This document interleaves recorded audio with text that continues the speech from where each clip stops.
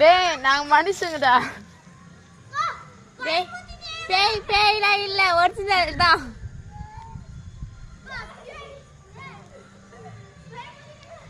பயப்படுத்திட்டுமா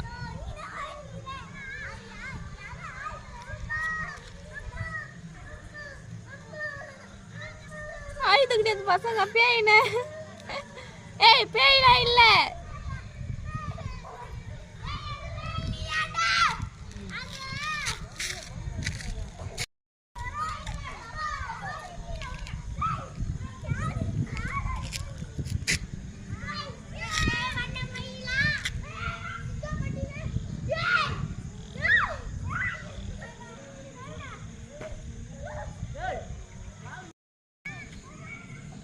நானும் என் தங்கச்சி மேலே இருந்துட்டு ஃபோன் யூஸ் பண்ணிட்டு இருந்தோமா.